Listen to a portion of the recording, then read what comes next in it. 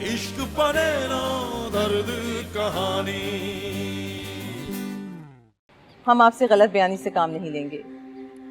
शुरू से ही हम इस रिश्ते के हक में नहीं थे और सबसे बड़ी मुखालिफ तो मैं खुद थी।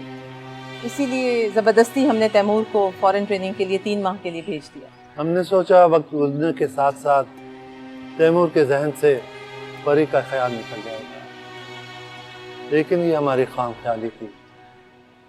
हमें बहुत देर से पता चला कि अब ये मामला तैमूर की ज़िंदगी का रोग बन चुका है और अब तैमूर को बाकायदा साइकियाट्रिस्ट के पास सेशंस के लिए जाना पड़ रहा है। और इसीलिए आखिरकार हमने इसकी मोहब्बत के सामने हथियार डाल दिए। जैसे ही तैमूर वतन वापस आया है, हम इसे लेकर आपके दर पर चले आए हैं, क्योंकि अब परी के सरपरस्त तो आप ही हैं ना। हम बड़ी उम्मीद दे के आपके पास आए हैं। उम्मीद है कि हमें आप खाली हाथ वापस मिले। ये आप लोगों की आला ज़र्फ़ी है कि आपने सारी बात खोल के बता दी है, मगर मौलवी साहब, मैं जानता हूँ कि मैंने बहुत बड़ी गलती की, लेकिन मैंने जो भी किया है कुछ भी जानबूझ के नहीं किया। मौलवी साहब, मुझे तो वहां धोखा देकर बुलाया गया था। मैं बेकसूर हूँ, प्लीज मेरा यकीन करें आप। मैं जानता हूँ मगर आप लोगों ने आने में बहुत देर कर दी है। इस अरसे में पुलों के नीचे से बहुत सारा पानी गुजर चुका है। परी की बात कहीं और तय हो गई है। 3 हफ्ते बाद उसकी रुखसती है। क्या? मौलवी साहब, ये क्या कह रहे हैं आप?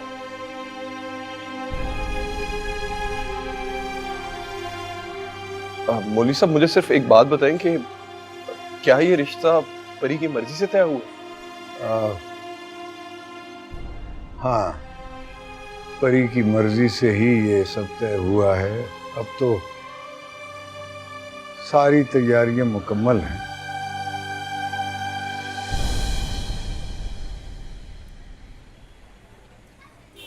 क्या बात है, मौलवी साहब की लॉटरी लगी क्या?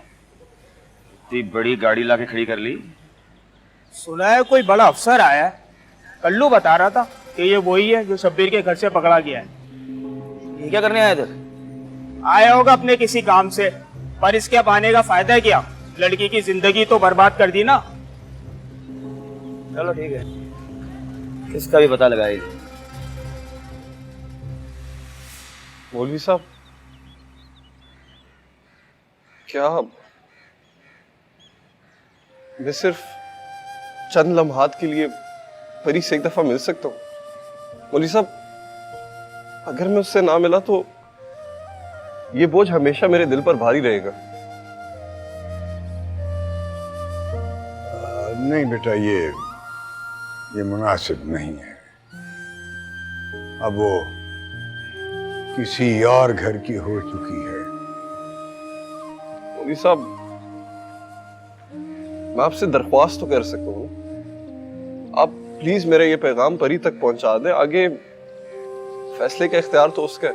ठीक है, मैं तुम्हारी बात पहुंचा दूंगा उसे, लेकिन तुम खुद अपनी तरफ से कोई पैगाम पहुंचाने की कोशिश न करना।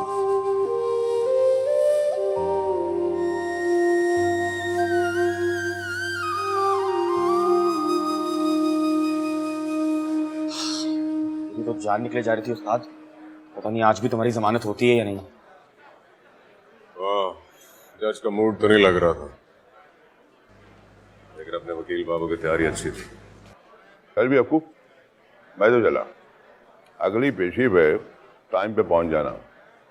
और सुन, केस अभी खत्म नहीं हुआ, कोई ऐसी वैसी गलती मत कर बैठना, समझे? चल मैं चला।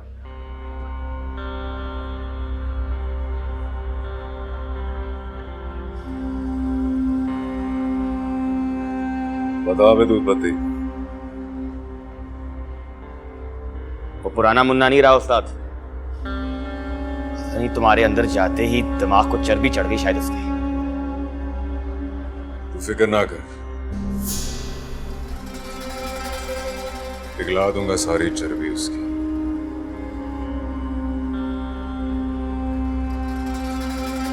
पहले मैं जाके परी से तो मिलूं। ऐसी बेवफाई कभी सोची नहीं थी हमने। मेरे हिसाब से तुम्हें इस तरह सीधे परी भाभी के घर नहीं जाना चाहिए उस्ताद। उधर सारे मौलवी साहब के वफादार हैं और नाहिद भाभी की मौत के बाद तो वैसे ही सब जमा रहते हैं उधर। तुम्हें देखकर अगर किसी ने हीरो बनने की कोशिश की तो गड़बड़ हो जाएगी। ठीक कह रहे थे, लेकिन मैं इस तरह हाथ पे हाथ धरे नहीं बैठ सकता। लेकिन उस हराम खोर को औकात याद दिलानी पड़ेगी। मेरे होते हुए परी किसी और की हो जाए, ये नहीं हो सकता। खैर उस्ताद, एक और भी बहुत जबरदस्त खबर है। दुकान चलो फिर सुनाता हूँ, कड़क चाय के साथ। हाँ पिला दे चाय, मेरा सर दर्द से फटा जा रहा है। वो लड़का आ गया था अपने माँ बाप को लेकर। वो आए थे परी का रिश्ता मांगने। कौन सा लड़का? वो तैमूर। हाय हाय, ये लड़का तैमूर कहाँ से आ गया? वो तो बाहर चला गया था मौलवी साहब, क्या फिर आ गया?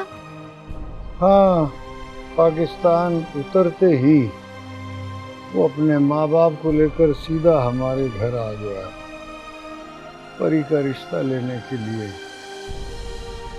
उसके माँ बाप ने भी बड़ी मिन्नत समाजत की है परी के रिश्ते के लिए। हाय हाय,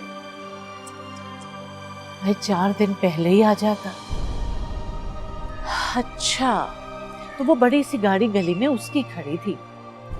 सफदर की बीवी आई थी ना मुझे सब्जी देने, वो बता रही थी।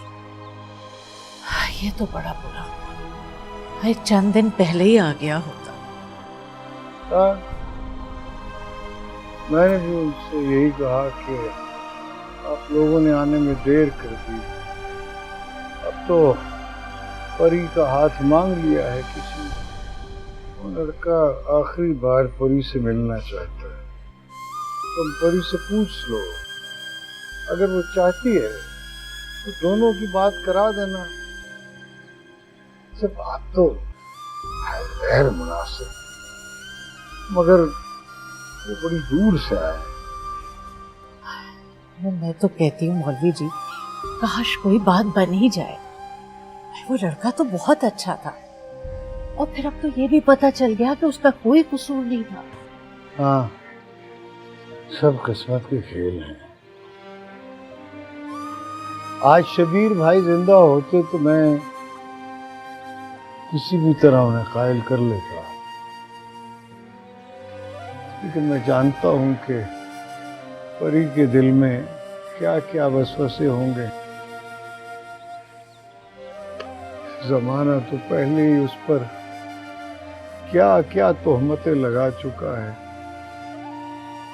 अगर ये लोग मुन्ने से पहले रिश्ता ले भी आते तो लोग तो यही कहते कि पहले भी दाल में कुछ काला था, जभी तो ये लड़का रिश्ता लेकर आया है। अरे लोग तो किसी हाल में जीने नहीं देते मौलवी जी।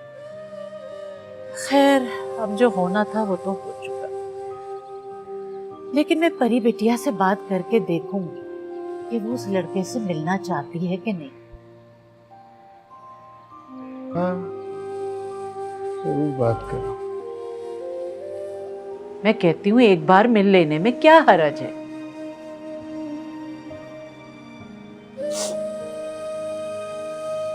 हर्ज है बुआ, बहुत हर्ज है। वो वो तब कहा था जब मुझे उसकी सबसे ज्यादा जरूरत थी। वो तब कहा था जब पूरी दुनिया मेरे खिलाफ हो गई थी। एक दफा मुझसे मिलके मुझे बता देता कि वो मेरे साथ है, भले दुनिया के सामने मेरा साथ ना देता, भले दुनिया के आगे मेरा हाथ ना पकड़ता,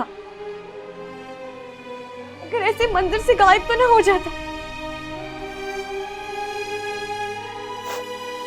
और अब जब किसी ने मेरा साथ देने की हामी भर दी है तो अब वापस आ गया। अरे बिटिया, वक्त और हालात सब कुछ बदल के रख देते। हो सकता है कि उसे अपने माँ बाप को मनाने में वक्त लग गया हो। और फिर अब ये भी तो देखो ना कि खुद ही तो आया है वो। अब मुझे उसके आने या जाने से कोई फर्क नहीं पड़ता। मेरे ऊपर जो कयामतें गुजरी थी वो गुजर गई। मैंने मर के जीना सीख लिया। ठीक है बेटा, जैसे तुम्हारी मर्जी। भाई मुझे तो इतना इख्तियार है नहीं कि मैं तुम्हारे ऊपर अपनी मर्जी मुसल्लत करूं। तुम जानो जो चाहो सो करो।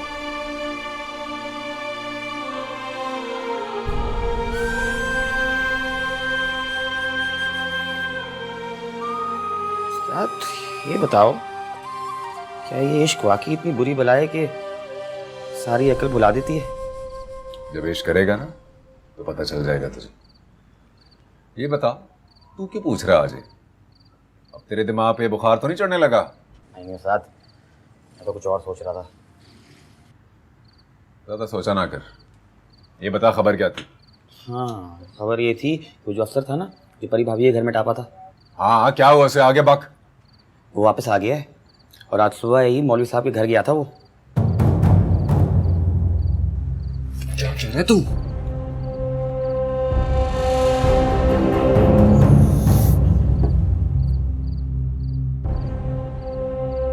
ये मुसीबत कहां से आ गई? अबे वो मनहूस पहले उसका मंगेतर बना फिर रहा है, अब ये दूसरा रकीब कहां से आ गया? ये बताओ आगे क्या करें?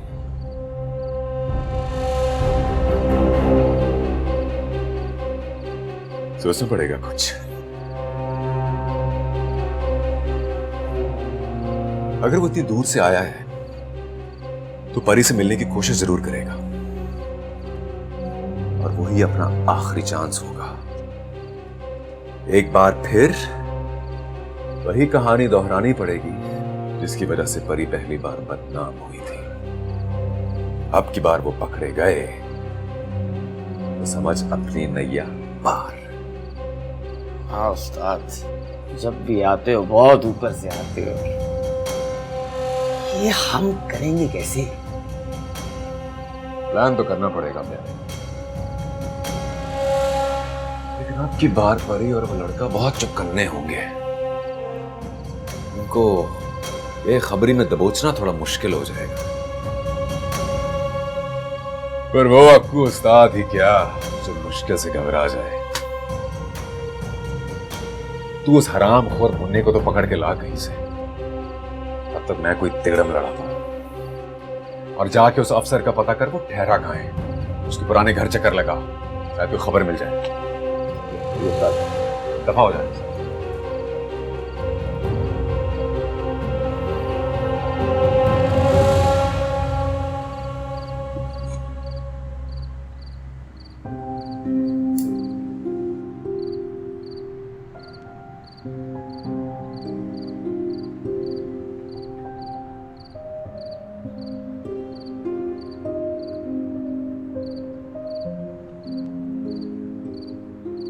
तो आप हैं वो तीसमार खान?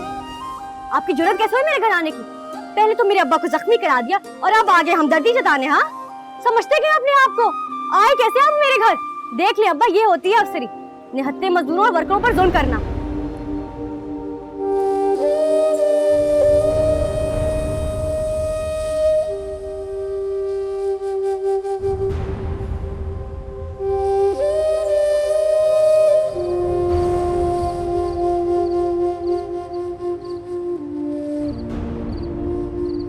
अरे बिटिया, वक्त और हालात सब कुछ बदल के रख देते।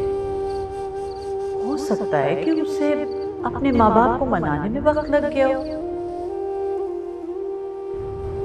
और फिर अब ये भी तो देखो ना कि खुद ही तो आया है वो।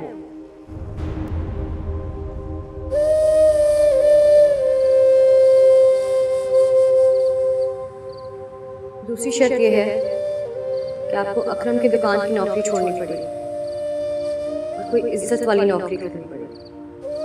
तीसरी और आखिरी शर्त यह है कि आपको कसम उठानी होगी कि आप मेरी पूरी जिंदगी हिफाजत करेंगे। ये समझो कि परी के घर के बाहर तो 24 घंटे पहरा लगा रहता है। रात को वो मुन्ना लेट के पहरा देता है और दिन में बुआ आसाई की तरह लगी रहती है। और हाँ, वो मौलवी और सफदर भी शक्ल लगाते रहते हैं खुद देखने के लिए। दिन में कहाँ होता है? सुना है स्टेशन पर मुंशी की नौकरी कर रहा है, आने वाली गाड़ियों पर सामान गिनता है वो।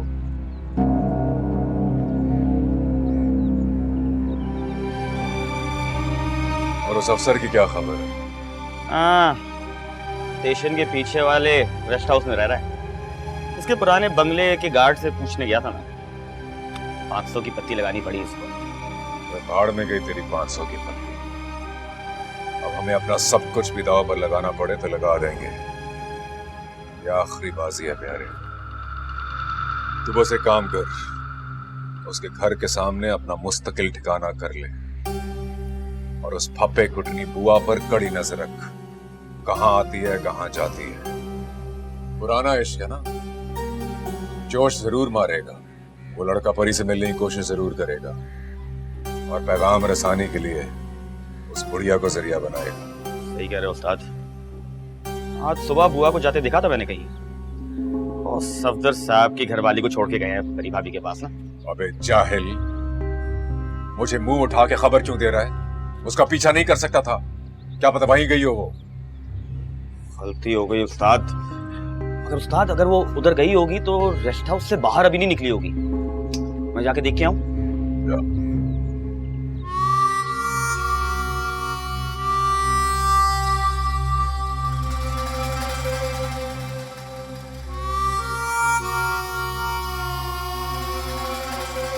खाला चाय।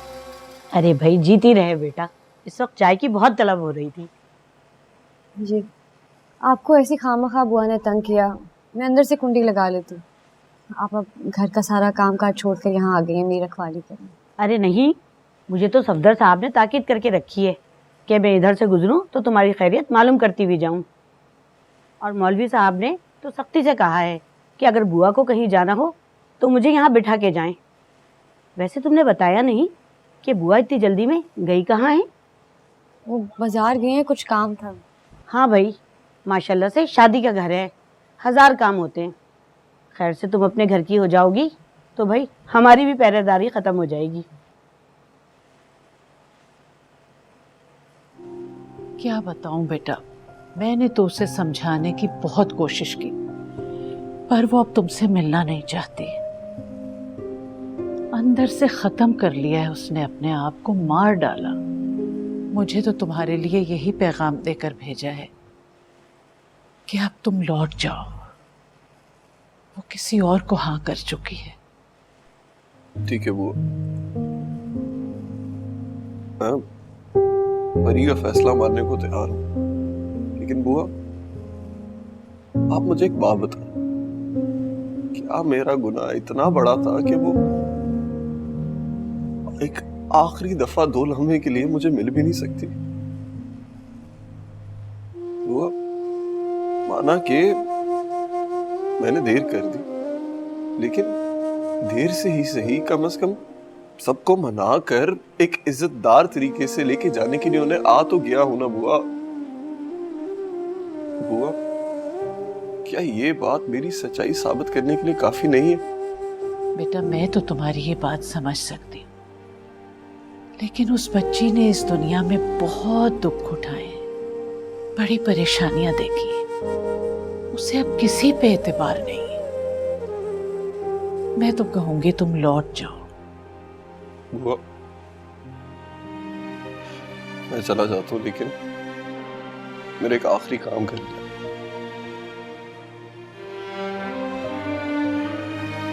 ये किताब उसे दे दिएगा, इसके अंदर उसके लिए लिखा हुआ एक रुका है, और ये वही किताब है जो उसने एक दफा आकर मेरे घर में भी खोली थी।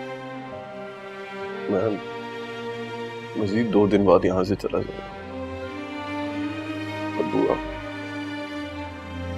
सच मुझे तो ये 2 दिन भी सिर्फ इसी उम्मीद से गुजारूंगा कि शायद उसे मेरे हाल पर तरस आ जाए, शायद वो मुझ पर रहम खा ले और मेरे से एक आखिरी मुलाकात करते आ जाए। ठीक है बेटा, चलती हूँ मैं। अल्लाह तुम्हें खुश रखे।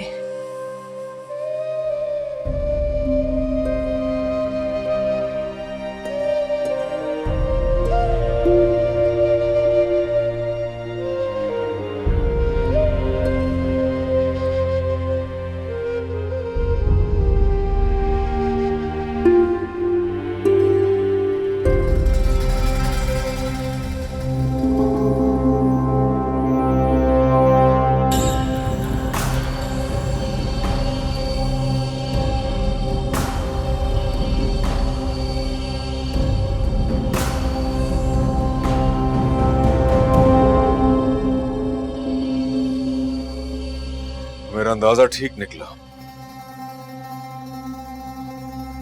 वाह इश्क, बड़ी बला है। मजनू वहां तड़प रहा है और लैला पत्थर दिल बनी बैठी है। वही पुरानी मोहब्बत की कहानी।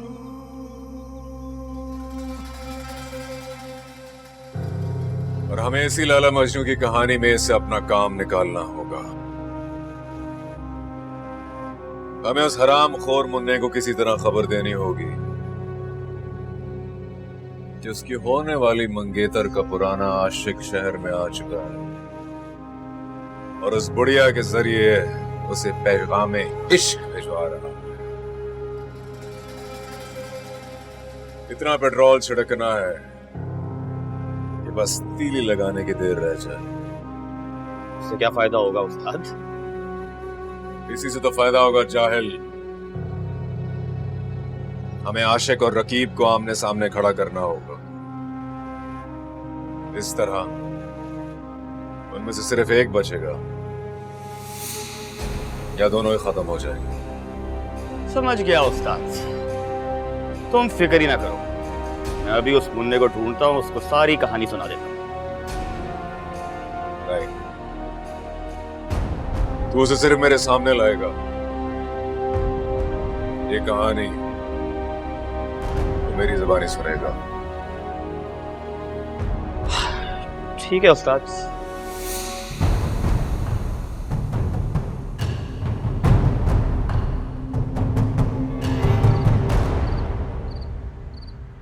लो आ गए इलाके के बहनोई।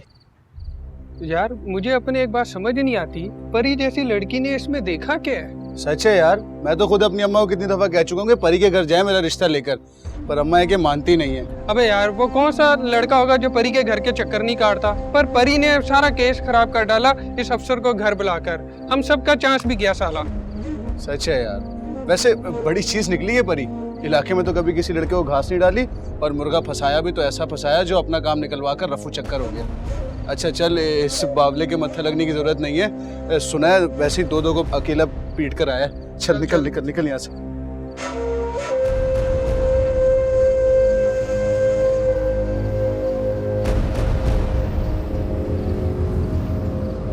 क्या बात है उस्ताद,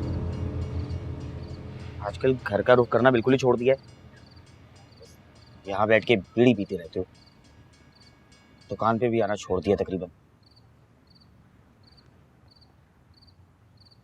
क्या करूंगा घर जाकर,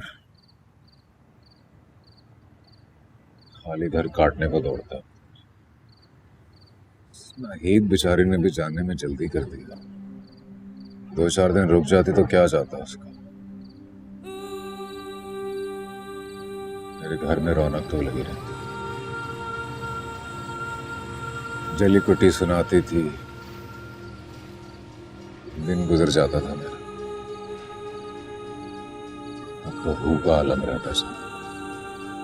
फिक्र ना करो उस्ताद, परी भाभी घर आ जाएगी, फिर से रौनक हो जाएगी।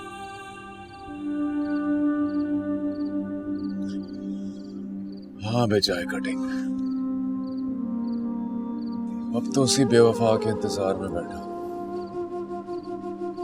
जाने कब आएगी। अब तो उसने भी अपनी सहेली नाहिद की तरह पैंतरे बदल बदल कर वार करना सीखा। सच बताऊं, अब सही मजा आता है। पहले तो सीधी सादी थी, अब थोड़ी नमकीन हो गई है। नमकीन से याद आया उस्ताद, बड़े जोर की भूख लगी है, कोई अच्छा सा खाना ही खिला दो ना। है ऐसा कहता है। चल फिर तुझे मलबारी के होटल की तड़के वाली दाल खिला। हाँ। वैसे तेरी भाभी नाहिद भी बड़ा तीखा खाना बनाती थी मेरी तो। उसके हाथ में जायका था बहुत।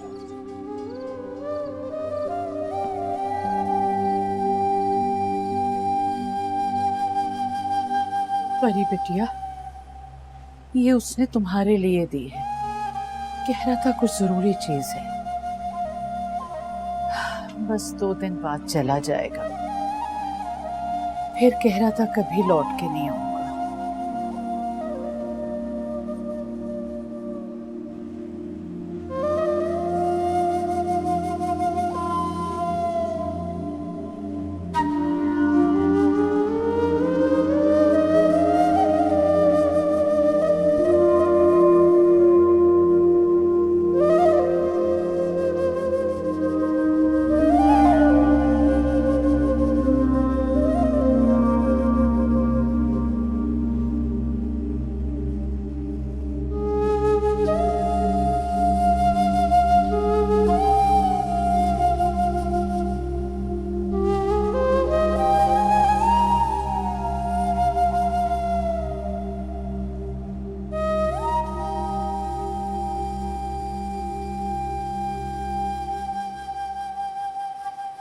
बहुत नाराज हूं।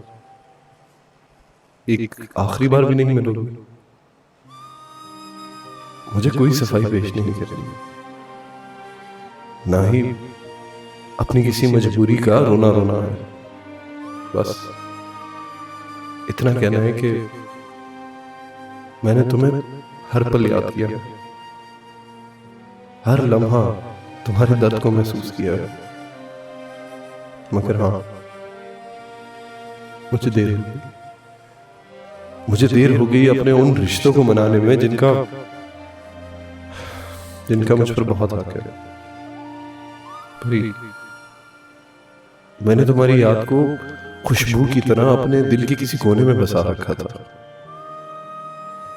अगर मेरी दुआ कबूल होती तो बस एक ही दुआ मांगता, तुम सदा खुश रहो और तुम्हारे दामन का हर कांटा मेरा और सिर्फ मेरा ही मुकद्दर हो। तैमूर।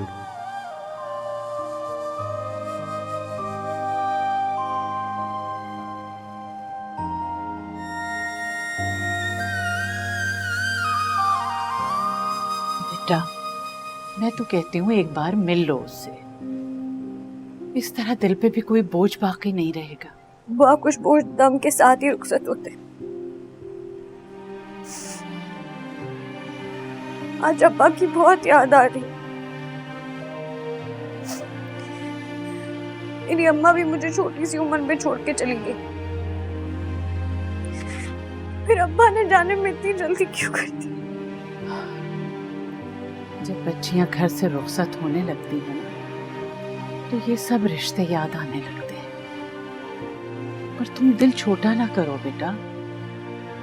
अल्लाह मौलवी साहब को लंबी उम्र दे। हमेशा तुम्हारे सर पे बाप की तरह हाथ रखा है उन्होंने। हर फर्ज निभाने की कोशिश की। और फिर मैं भी तो हूँ। माँ तो नहीं बन सकती, पर माँ जैसी तो जरूर हूँ।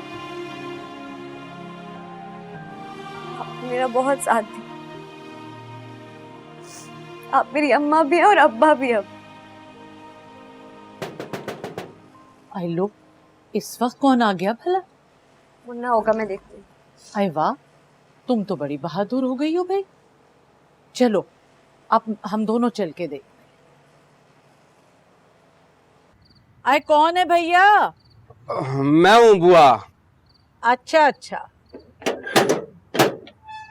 अच्छा, मुन्ना बेटा खैरियत तो है? जी जी, सब खैरियत है। बस वो गली के नुक्कड़ पर कुछ लफंगे लड़के बैठे हुए थे, घर में भी खामोशी थी, मैंने सोचा दस्तक देकर पूछ लूं। अरे बेटा, इन लफंगों का क्या है, ये तो सारी रात यहीं डेरा जमाए रहते हैं, काम के न काज के, दुश्मन अनाज के। लेकिन अच्छा किया तुमने देख लिया। अब मैं तुम्हारे लिए अच्छी सी चाय बनाती हूँ, गरम गरम। परी जी, मुझे आपसे एक बात पूछनी है, बुरा तो नहीं मानेंगी? पूछो। आप इस रिश्ते से खुश तो हैं ना? क्या मतलब? मतलब आप पर कोई जोर जबरदस्ती तो नहीं, हालात की, लोगों की या किसी और की? हालात का जबर तो तुम्हारे सामने ही है, लेकिन इस वक्त ये सवाल पूछने की जरूरत क्यों महसूस हुई? किसी ने कुछ कहा है क्या? परी जी, लोग तो कहते हैं और कहते रहेंगे, लेकिन खुद मेरे अंदर भी ये सवाल बार बार सर उठाता है कि आप आसमान की परी, मैं ज़मीन का बंजारा। मैं किसी भी तरह आपके काबिल नहीं था परी जी, लेकिन फिर भी आपने मुझे इस काबिल समझा। बस दिल इस सवाल पर अटक जाता है।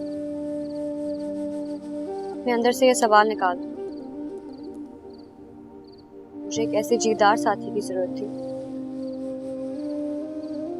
जो मेरी इन अप्पू जैसे लफंगों से हिफाजत करे, जो मेरी इज्जत करता हो, जिससे दुनिया की मेरे बारे में कही हुई बातों से फर्क ना पड़ता। और तुम में ये सारी खूबियां हैं, इसलिए अपने आप को कमतर समझना छोड़ दो। परी जी, मैं आपकी बहुत इज्जत करता हूँ, बड़ा मान है मुझे आप पर। कभी इस मान को तोड़िएगा मत। जिंदगी में किसी भी मौके पर आपको ऐसा कुछ लगे कि आपसे कोई गलत फैसला हो गया है तो मुझे बता दीजिएगा। मेरी नज़र में आपकी इज्जत और भी बढ़ जाएगी। मुझे कभी कुछ छुपाइएगा मत।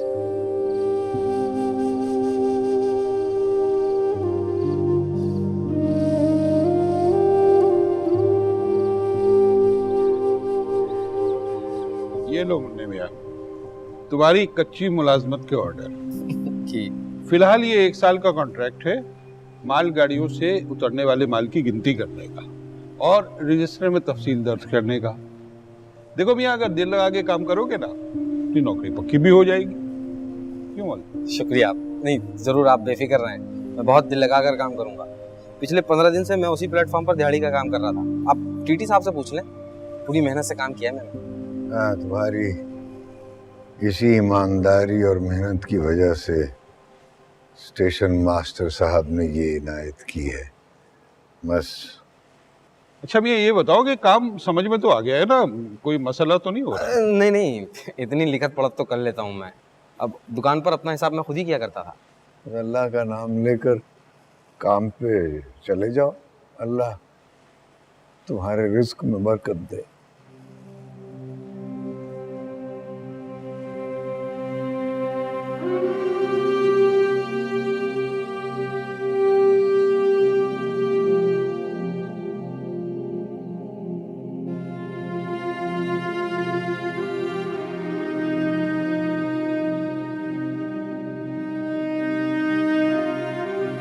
परी,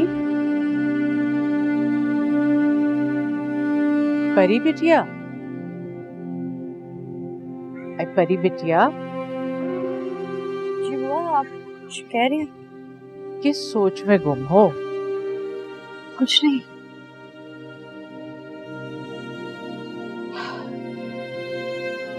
जानती हूँ बेटा कि सुलझन में गिरफ्तार है, इसीलिए मैंने कहा था कि उससे एक बार बात कर लो।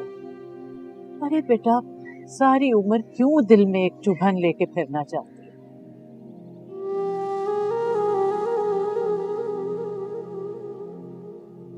मिलेगा उससे बात करके बुआ? वही मजबूरियों की एक लंबी सी फहरिस्त होगी उसके हाथ में। ना मेरे सवाल खत्म हो पाएंगे और ना ही उसके जवाब मुझे मुतमईन कर पाएंगे। तो फिर जब रास्ते ही सदा के लिए अलग हो गए तो फिर मिलकर क्या करना? बात तो तेरी भी ठीक है परी, लेकिन बेटा जो हालत मैंने उस लड़के की अपनी आंखों से देखी, मुझे तो लगता है कि उसकी जिंदगी बर्बाद हो जाएगी। वो कभी खुश नहीं रह पाएगा।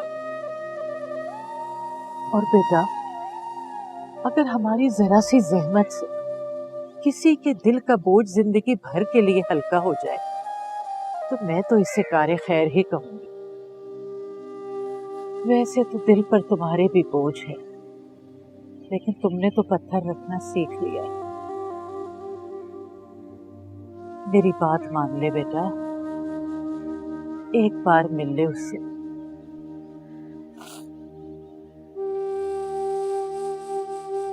ठीक कि मेरे मिलने से उसके दिल का बोझ कम हो जाएगा और उसकी आगे जिंदगी अच्छी गुजरेगी, तो मैं उससे मिलने के लिए तैयार। लेकिन इस मुलाकात में मुन्ने का होना जरूरी। आई ना ना बिटिया ना, भाई कैसी बात कर रही है? अरे बेटा अपने होने वाले शौहर को क्या बताएगी कि किससे मिलने जा रही है?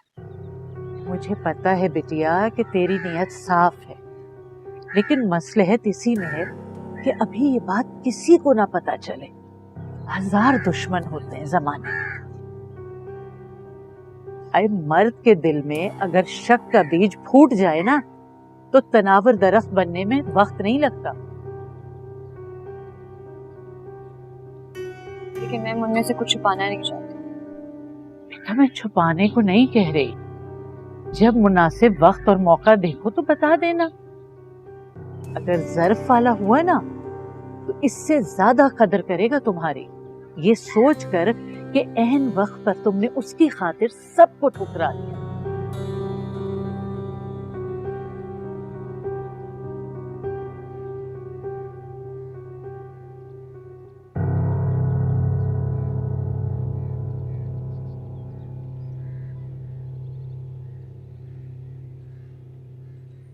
क्या हुआ बे? तू क्यों हवा के घोड़े पे सवार है?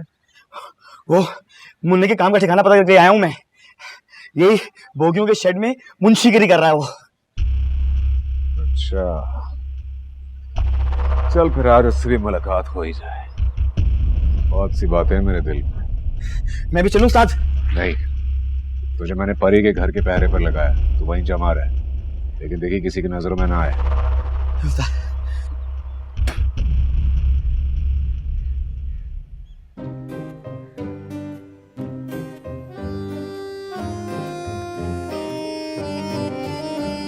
जश्न विसाल की लाख सबीले और संजोग हजार,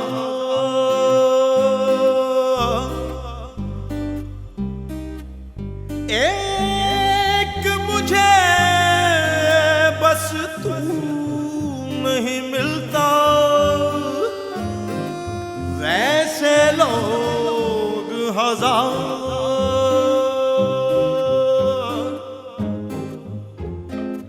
मौला मौला